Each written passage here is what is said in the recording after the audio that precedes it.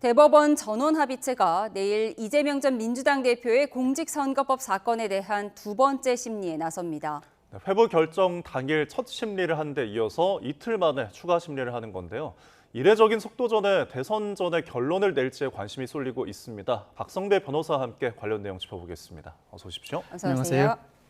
네, 전원합의체에 회부했다는 건 그만큼 중요하게 봤다 이런 뜻이죠? 사실 검사나 피고인이 대법원에 상고하게 되면 대법관 4인으로 구성된 소부가 사건을 심리해서 판결하는 것이 일반적인 절차입니다. 간혹가다 대법관 4인이 소부에서 심리를 하는 과정에서 의견 일치가 이루어지지 않거나 소부가 심리에 판결하기에 적당하지 않다고 판단하는 사건, 예를 들어 우리 국민 일반에 중대한 영향을 미치는 사건, 나아가서 기존의 대법원 판례를 변경할 필요가 있는 사건은 전원합의체에 회부하게 되는데, 우리나라는 대법원장 1명, 대법관 13명이 있습니다. 이 중 대법관 1명은 법원 행정처장으로서 재판의 실무를 담당하지 않습니다. 이에 따라서 전원합의체에 회부하게 되면 대법원장과 대법관 13명이 심리를 거쳐 판결을 선고하게 됩니다. 네. 그런데 이게 조희대 대법원장이 이제 직권으로 전원합의체 회부를 한 거잖아요. 사유가 있을 것 같은데. 아마 이 사건이 미치는 파장이 적지 않다고 보고 전원합의체 회부한 것으로 보이는데, 통상 전원합의체 회부하는 사건은 사회적 영향력이 상당히 큰 사건입니다. 예를 들면 성과금을 통상 임금으로 볼 수 있을 것인가, 나아가서 비의료인이 의료기관을 개설할 수 있는가 등의 사건을 일컫는데, 물론 주요 정치인의 공직선거법 위반 사건도 대법원 전원합의체에서 심리한 전례가 있긴 합니다. 그렇지만 이 사안 자체만 두고 보면 사실 전원합의체 회부할 사건은 아닌 것으로 보이는데, 그럼에도 불구하고 전원합의체에 회부했다는 의미는 주요 대선 후보로서 이 사건이 미치는 영향이 상당히 크고, 뿐만 아니라 공직선거법상 허위사실 공표죄에 관한 해석이 여러모로 엇갈린 바가 있습니다. 이 해석을 이제는 대법원이 나서서 판례로 정립해 줘야 할 필요를 느꼈던 것 같습니다. 어떠한 발언을 허위사실 공표 행위로 삼을 것인가, 허위는 어느 범위에서 인정할 것인가, 정치적 표현의 자유와의 충돌 문제는 어떠한 방식으로 해결할 것인가, 이제는 대법원이 전원합의체로서 판례로 매듭 지어야 한다는 판단을 한 것 같습니다. 결국 이 같은 결정을 내린 조희대 대법원장에 대해 이목이 집중되고 있는데, 예전에 미스터 소수의견이라고 불렸다고도 하고요. 어떤 분인가요? 조희대 대법원장은 법원 내에서 여러모로 신망이 두텁고 일부 보수 인사로 분류하는 의견도 있습니다만, 딱히 보수 인사로 분류하기에도 어려운 난점이 있습니다. 무엇보다도 지금까지 법원의 사건 심리가 지나치게 늘어난다는 지적에 대해서 대법원장으로서 취임하면서 신속한 사건 심리를 강조한 바 있고, 공직선거법상 이 선거일 강행 규정도 준수하여야 한다는 입장을 밝힌 바가 있습니다. 통상 소부에서 전원합의체 회부할 때는 소부의 대법관들이 전원합의체 회부 요청을 하는 경우가 일반적이긴 합니다만, 물론 관련 규정에 따라서 대법원장이 직권으로 대법관들 의견을 들어 전원합의체 회부할 수는 있습니다. 흔한 경우는 아닙니다만 대법원장 조희대 대법원장이 전격적으로 대법관들의 의견을 들어서 이 사건 전원합의체 회부한 것입니다. 네. 이제 전원합의체로 회부가 되면서 이제 밖에서는 이재명 전 대표에게 이게 유리한 건가 불리한 건가라는 이제 분석을 내놓는데, 이게 어떤 의미가 있을까요? 일견 보기에는 이재명 후보에게 유리하지는 않습니다. 만약 검사가 상고했음에도 불구하고 상고 기각할 것임이 명백하고 그대로 원심을 따라야 한다고 볼 때는 굳이 전원합의체 회부할 필요는 없습니다. 그럼에도 불구하고 전원합의체 회부됐다고 해서 이재명 후보에게 반드시 불리한 것인가, 그렇게 단정하기도 어렵습니다. 전원합의체 회부한 이유가 이 사건 심리 절차를 거쳐서 적절한 대법원 판례를 성립해야 할 필요가 있을 뿐만 아니라, 무엇보다도 전원합의체에서 심리를 거쳐 판결을 선고하게 되면 모든 당사자가 승복할 수 있는 여지가 더 커지게 됩니다. 이와 같은 절차 확보를 위해서 전원합의체 회부했을 가능성도 충분히 거론해 볼 수 있어서 일견 보기에는 이재명 후보에게 불리하다고 볼 수 있는 조치입니다만, 반드시 불리하다고 단정하기는 어려울 것 같습니다. 전원합의체 회부한 것 자체가 유불리를 가늠할 수는 없다고 하셨는데, 지금 속도도 좀 눈에 띄어요. 굉장히 속도를 내고 있는 것 같은데 어떻습니까? 전원합의체 회부한다고 하더라도 통상 전원합의체는 한 달에 한 번 합의기일을 엽니다. 그럼에도 불구하고 어제 전원합의체 회부 결정이 나오자마자 바로 합의기일을 열었고, 또 내일 또다시 두 번째 합의기일을 연다고 합니다. 그 속도가 상당히 빠릅니다. 그렇다면 이 사건 원심 판결이 지난달 26일에 이루어졌는데, 공직선거법상 강행 규정에 따라서 적어도 3개월 이내에 이 대법원 판결을 선고할 것이라는 의사가 충분히 추단됩니다. 상당히 속도감 있게 재판이 진행되고 있다 보니까 아마 적어도 6월 26일 그 이전에 대선 전에도 충분히 충분히 선고 가능성이 엿보이는 상황입니다. 예. 그렇지만 사실 이 대법원의 심리는 서면 심리를 원칙으로 합니다. 네. 기일이라는 보도가 나오고 있는데 정확히는 합의 기일을 일컫습니다. 예. 우리가 흔히 일컫는 기일은 공판 기일을 일컫는데 예. 이 공판 기일은 우리가 흔히 생각하는 재판을 여는 기일을 일컫습니다. 그렇지만 대법원이 일컫는 기일은 합의 기일로서 굳이 재판을 열지는 않습니다. 다만 대법관들이 모여서 합의를 거쳐 심리를 진행하는 기일을 일컫는데 물론 대법원도 상황에 따라서는 공판 기일을 열기도 합니다. 네. 공판 기일을 열 때는 참고인 진술을 들을 필요가 있을 때이고 공판 기일을 연다고 하더라도 굳이 피고인을 소환하지도 않습니다. 예. 예. 검사와 변호인만 제정한 상태에서 기일 심리를 진행하고 이어서 판결을 선고하기 마련인데 여기서 일컫는 어제 진행되었던 기일 또 내일 진행할 기일은 모두 합의 기일을 일컫습니다. 예. 대법관들이 모여서 이 사안을 논의하고 숙고하는 절차를 가리키는 것입니다. 네, 일종의 뭐 헌재 심리랑 좀 비슷하다고 맥을 같이 한다고 보면 될까요? 오히려 대법원의 심리 절차는 헌재 심리와 더 유사합니다. 어. 1심, 2심에서는 공판 기일을 열어서 검사와 피고인이 당연히 출석해야 할 뿐만 아니라 예. 증인 신문을 진행하는 방식으로 진행되는 반면에 대법원의 심리는 합의 기일로서 오히려 헌법재판소의 평의와 유사한 절차라고 할 수 있습니다. 알겠습니다. 그렇다면은 이제 실체적 쟁점이 또 무엇인지 다시 한번 좀 짚어주실까요? 이 사건 1심에서는 이재명 후보에게 징역 1년에 집행유예 2년이 선고되었습니다. 이 예. 판결이 그대로 확정된다면 공직선거법상 피선거권이 박탈되고 적어도 벌금 100만 원 이상만 선고되어도 당장 오는 대선에는 출마할 수 없게 됩니다. 그럼에도 불구하고 2심 재판부는 이재명 후보에게 모두 무죄 판결을 선고하였는데 우선 고 김문기 전 차장을 알지 못했다는 발언과 관련해서는 모른다는 발언은 어떠한 행위에 대한 설명 가치가 존재하지 않는다. 네. 일정한 교유 행위에 대한 설명이라고 볼 수 없다는 이유로 무죄 판결을 선고했고 나아가서 해외 출장 중 골프를 치지 않았다는 발언은 그 발언 취지라기보다는 전체 일행 중에서 일부 일행만 떼서 사진을 조작하였다는 취지의 발언으로 읽힌다. 예. 그렇다면 이와 같은 발언을 허위라고 볼 수 없다는 취지로 무죄 판결을 선고했습니다. 나아가 백현동 발언과 관련해서는 1심과 전제 사실 자체를 달리 보았는데 국토교통부의 일부 압박은 존재하였다는 전제하에 이 압박이 존재하였으므로 허위 사실로 볼 수 없고 나아가서 직무유기를 문제 삼겠다고 협박했다는 발언은 과장으로 볼 수 있을지언정 허위 사실로 네. 볼 수 없다는 취지로 무죄 판결을 선고하였습니다. 예. 이 사안 전반에 대해서 대법관들의 심리가 이어질 것으로 전망됩니다. 말씀하신 것처럼 이게 피선거권 박탈 여부가 걸려있기 때문에 대선 전에 나올 것인가 이 부분이 가장 관심인데 결국 2심에서 나온 무죄가 확정되든지 아니면 유죄 취지로 파기 환송되든지 두 가지 선택지가 있는 거죠. 둘 중에 하나입니다. 네. 만약 2심 판결을 그대로 받아들인다면 상고 기각을 할 것이고 그대로 판결은 예. 확정됩니다.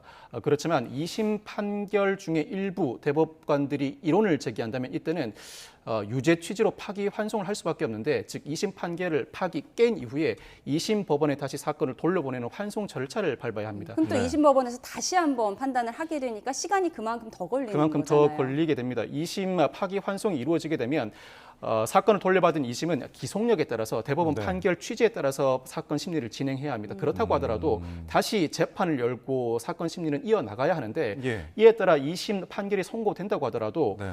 검사와 피고인은 다시 이 판결에 대해서 재상고를 할 수 있습니다. 아. 재상고를 거쳐야 드디어 판결이 확정되는 상황이라 예. 파기 환송이 이루어진다고 하더라도 대선 전에 판결 확정이 이루어질 가능성은 지극히 낮습니다. 예. 뿐만 네. 아니라 일각에서는 파기 자판 가능성도 거론되는데 네. 파기 자판 가능성은 없다고 봐도 무방합니다. 음. 파기 자판이 이루어지는 경우는 사건 기록상 대법원이 스스로 판결을 할 정도로 충분한 근거가 존재할 경우 예를 들어 명백한 사실관계 인정 오류나 예. 기간 심리 산입에 일부 오류가 인정되는 경우를 일컫습니다. 네. 이 사건의 경우에는 그와 같은 사건으로 보여지지도 않고 만약 일부 무죄가 선고된 사안이라면 파기 자판 가능성도 거론해 볼 수 있습니다만 예. 전부 무죄가 선고된 사안입니다. 그렇다면 대법관이 2심 판결과 그 견해를 달리하여 일부라도 파기한다고 하면 다시 형을 정하여야 하는데 네. 형을 정하는 판결은 오로지 1심, 2심 법원의 전속 관할입니다. 대법원이 스스로 형을 정할 수는 없습니다. 예. 전부 무죄 판결이 선고된 사안이라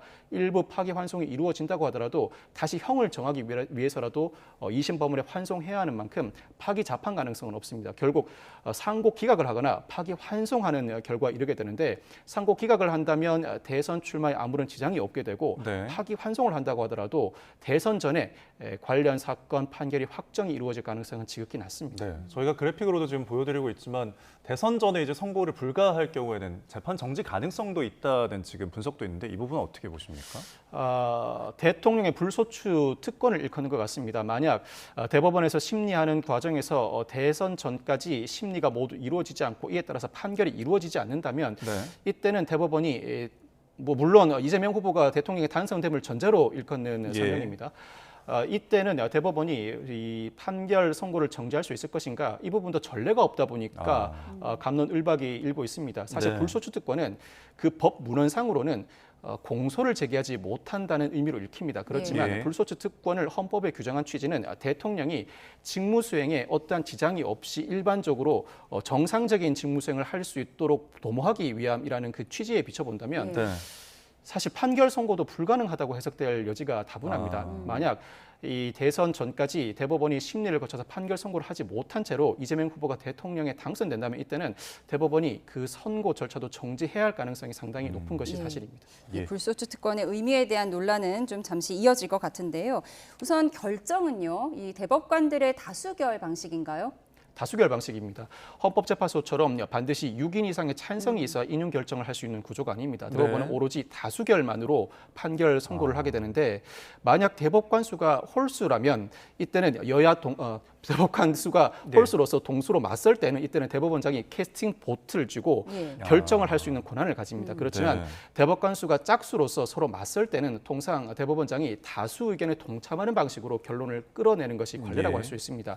예를 들어 이 사건에서 12명의 대법관이 심리에 참여하게 되는데 6대5로 대법관들 의견이 갈리게 될 경우에는 아마 대법원장이 6쪽에 서서 7대5로 판결 선고 결과를 끌어낼 것으로 전망됩니다. 네, 알겠습니다. 이재명 전 대표의 전원합의체 회부에 대해서 좀 짚어봤고요. 이번엔 다른 이야기 좀 해보겠습니다. 김건희 여사 변호인 선임계를 제출을 했어요. 그래서 지금 검찰 소환이 임박한 게 아니냐라는 분석이 나오는데 어떻게 보십니까?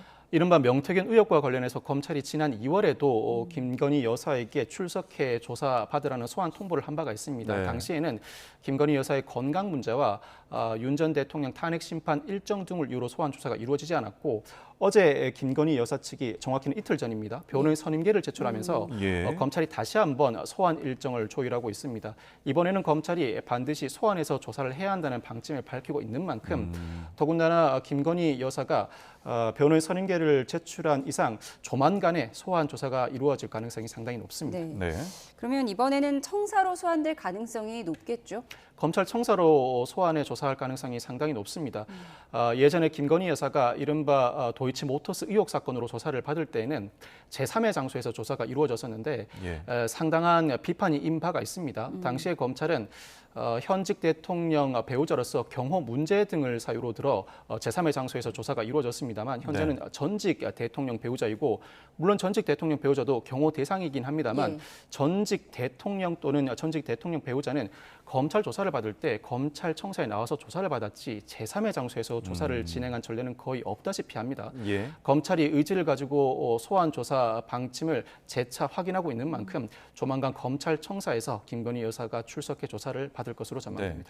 그렇다면 보통 변호사 선임계를 내고서 통상적으로 어느 정도의 소환 시점이 잡히는 그런 경우가 있습니까? 사실 이 사건의 경우에는 검찰이 관련자들 조사는 다 마무리한 상태입니다. 김건희 여사와 윤 전 대통령 조사만 이어갈 방침이라 검찰 입장에서는 신속하게 소환 통보 일정을 밟을 것으로 보이는데 그럼에도 불구하고 변호인 의견서를 제출한 김건희 여사 측에서 일부 일정을 늦출 가능성은 있습니다. 그렇다고 하더라도 무한정 늦출 가능성보다는 적어도 2, 3주 내에 소환 조사가 이루어질 가능성이 상당히 높고 이번에는 김건희 여사가 대면 조사를 거부할 가능성은 지극히 낮아 보입니다. 예. 대면 조사를 거부할 경우에는 원칙적인 체포영장 집행 전례에 따라 검찰은 체포영장 청구를 할 가능성이 상당히 높고 네. 김건희 여사 측도 변호인 설계를 제출하였다는 의미는 소환 조사를 거부하지 않겠다는 의미입니다. 어떠한 방식으로든 조사에 응하겠다는 취지라 굳이 체포영장의 위험성까지 감수하면서 제3의 장소 조사나 무한정 조사 일정을 늦출 가능성은 지극히 낮아 보입니다. 예, 이번에 변호인을 선임한 건 말씀하신 공천 개입 의혹과 관련된 것이고요.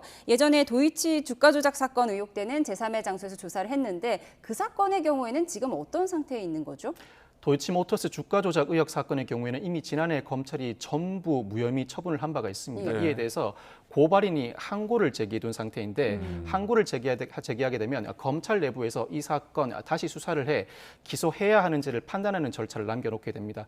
서울중앙지검이 무혐의 처분을 한 이상 이 항고 절차는 서울고등검찰청이 맡게 되는데 아직까지는 서울고등검찰청이 재수사 여부나 기소 결정 나아가 재수사 지시 여부에 대한 판단을 하지 않은 상태입니다. 아직까지도 서울고등검찰청이 심리를 진행하고 있는 상황이라 아마 조만간에 이 사건 도이치모터스 주가 조작 의혹 사건에 대해서도 김건희 여사에 대한 재수사 필요성에 대한 판단 조만간 이루어질 가능성이 높아 보입니다. 네. 그런데 이 공천 개입 사건 같은 경우에는 윤 전 대통령의 부부가 이제 같이 거론되기 때문에 그래서 윤 전 대통령도 소환이 가능한 건가요? 당연히 윤 전 대통령을 소환해야 합니다. 예. 김건희 여사가 이 사건으로 정치자금법 위반과 공직선거법 위반 의혹을 받고 있는데 모두 윤 전 대통령과 공범 형태이기 때문에 가능한 의혹입니다. 예. 모두 다 공무원을 전제로 한 혐의이기 때문인데 정치자금법 위반 혐의는 명태균 씨가 실질적으로 지배하고 있다고 알려진 미래한국연구소로부터 불법 여론조사를 무상으로 제공받았다는 의혹입니다. 네. 즉 정치인을 전제로 무상으로 불법 여론조사를 제공받았다는 의혹이라 윤 전 대통령은 당연히 소환돼 조사를 받아야 하는 입장입니다. 뿐만 아니라 이 무상 여론조사 대가로 김영선 전 의원 공천에 관여하였다는 의혹이 공직선거법 위반인데 이 역시도 공무원 기타 정치적 중립을 지켜야 할 자가 공천에 관여한 경우에 성립하는 네. 범죄입니다. 당연히 윤 전 대통령을 염두에 둔 혐의라 윤 전 대통령도 조만간 소환 조사를 받아야 할 입장입니다. 다만 윤 전 대통령과 김건희 여사가 공범의 형태로 의혹을 제기받고 있는데 공소시효의 문제나 공직선거법상 과연 이와 같은 지시가 이루어졌다고 전제하더라도 네. 윤 전 대통령이 당시 공무원 신분이었는지 여부는 다툼의 여지가 충분히 제기될 수 있습니다. 윤 전 대통령이 이와 같은 지시를 했다고 하더라도 2022년 5월 10일 대통령에 취임하였는데 대통령 취임 전의 행위를 공직선거법 위반으로 의율할 수 있는가 충분한 법리적 다툼의 여지가 있고 나아가서 정치자금법 위반과 공직선거법 위반이 성립한다고 하더라도 예. 윤 전 대통령이 취임하고 최근 파면하기 전까지 공소시효가 정지된 상황이었습니다.